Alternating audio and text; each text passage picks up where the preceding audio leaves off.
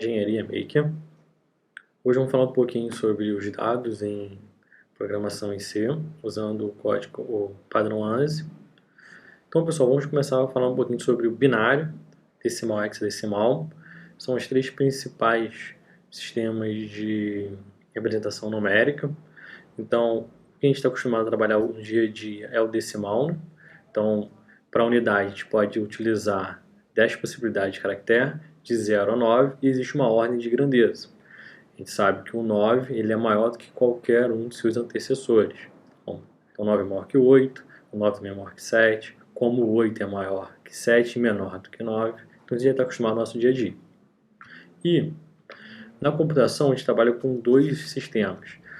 Internamente, o sistema de armazenamento de dados ele é o sistema binário. Então, um bit ele pode armazenar ou 0 ou 1. Só tem essas duas possibilidades. Como, por exemplo, uma lâmpada de uma casa normal, a gente tem um interruptor, que o interruptor ou ele acende a lâmpada ou apaga a lâmpada. Então, só tem essas duas possibilidades. Ou é 0 ou é 1. No sistema decimal, a gente consegue para uma casa, para a unidade, de 0 a 9. Por isso, 10 de decimal. E no sistema hexadecimal, na unidade a gente consegue de 0 a f, dando 16 possibilidades. Por isso, hexadecimal. E aqui eu trouxe uma tabelinha, umas conversões rápidas. Então, por exemplo, vamos começar pelo binário. 0 binário é igual a 0 em decimal. Adicionei 1, uma unidade. Então, de 0 passa para 1. O binário tem essa possibilidade de, quando adicionar 1, estou em 0, adicionei 1, vai para o próximo que é 1. Então eu tenho esse caractere consigo, então fica 1 em binário igual a 1 em decimal. Adicionei mais uma unidade. E não existe mais possibilidade. Chegou 1 é o máximo. Não existe outro caractere. Então o que a gente faz? A gente zera a unidade e adiciona 1 para a dezena. Então fica 1, 1, 0, fica 10. 0 na unidade, adiciona 1 à dezena. No decimal, a gente tem mais um caractere. Tem um caractere acima do 1, que é o 2. Então, 2 decimal. Adicionei mais um em binário. Adicionei mais um aqui no 10 em binário. Eu posso adicionar mais um. Eu vou adicionar para a unidade o número 1. Do 0 passo para o 1. Então, fica 11 em binário. 3 em decimal. Adicionei mais um no binário. E já chegou no limite na unidade. Então, o que eu faço? 0 unidade e adiciono 1 à dezena. E adicionei 1 à dezena, mas também já chegou no limite. Não existe um caractere maior do que 1. Então, eu zero também a dezena e adiciono 1 ao próximo, que é a centena. Então, fica o 100 em binário, que é igual a 4 em decimal. Eu vou seguir nessa lógica infinitamente para os números em binário. E quando a gente chega no 9 em decimal, a gente zera a unidade e adiciona 1 à dezena. Então fica 10. E em binário seria 10, 10. Então 10, 10 ou 1010 em binário é igual a 10 em decimal, que seria igual a em hexadecimal. Então hexadecimal, né, quando chega acima do 9, adiciona algumas letras até o F. Então 10 em decimal seria A em hexadecimal, 11 B, 12C, 13D, 14E, 15F. Então, o 1 em binário, o 1111 em binário, é igual a 15 em decimal, que é igual a F em hexadecimal. E o legal, pessoal, é que você pode converter rapidamente de binário para hexadecimal. É só você fazer combinações de 4 bits. Então, a gente vai pegar os 4 primeiros bits, aqui imagina que vai ser um número, esse número em binário. Então, a gente vai separar em grupos de 4, a gente começando sempre da direita para a esquerda. Então, pega os primeiros 4 dígitos e converte para hexadecimal. Então, aqui daria F. Então, já está aqui o F. E o próximo daria o A. Então, AF em hexadecimal é esse número todo aqui em binário. Beleza? Então, pessoal, essas são as conversões de binário para decimal para hexadecimal. A gente também tem uma que vai de 0 a 7, que é o octal. Eu vou fazer uma aula só sobre conversões de binário para decimal para hexadecimal. Vai ser uma aula à parte, não tem a ver com curso de programação, vai estar lá no canal mais para frente. Então aguarde essa novidade aí. Pessoal, existe 5 tipos de dados em programação em C utilizando o ANSI. A gente vai trabalhar de 4 agora.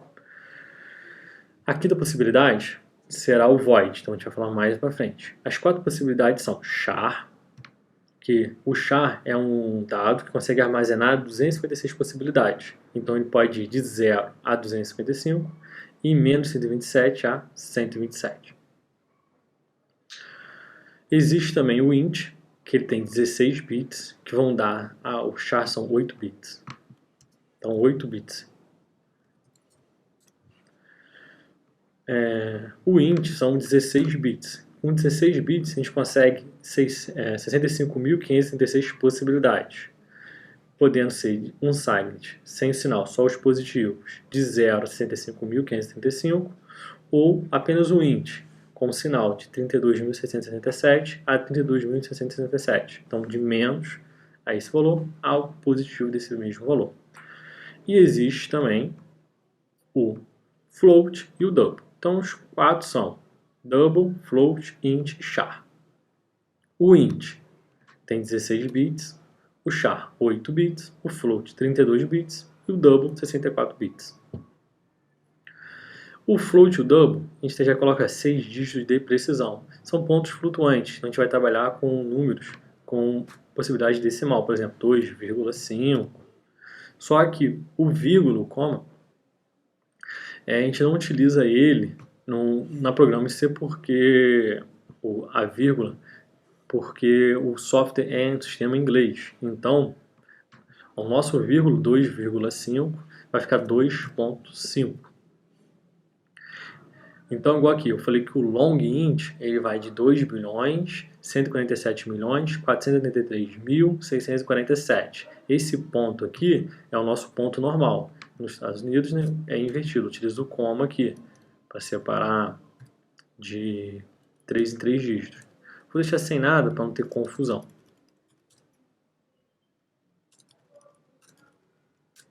Beleza, então float é para números com vírgula, pontos flutuantes que a gente chama. Então ele tem 6 dígitos de precisão, então a gente consegue com 6 casas de precisão aqui. Então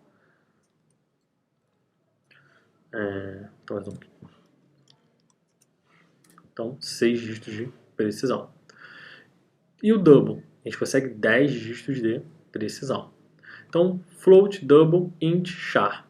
E a gente tem agora os modificadores. Como eu falei, o signed é com sinal de negativo e positivo, e um signed sem sinal de negativo, apenas números positivos. Ele serve tanto para o char, tanto para o int. E existe mais um modificador, que é o long. O long ele vai duplicar o int. Em vez de ter apenas 16 bits, o long int ele tem 32 bits. Então ele duplica os bits. Não quer dizer que vai apenas multiplicar por 2 o range dele. Você vê que o range dele vai muito mais do que por 2. Você vê que vai para 2 bilhões. Então o long int tem 32 bits. É como se fosse o range dele, as possibilidades dele, como se fosse 32 zeros em binário. Se a gente converter isso para decimal, daria o nosso range de possibilidades, de 0 a tanto.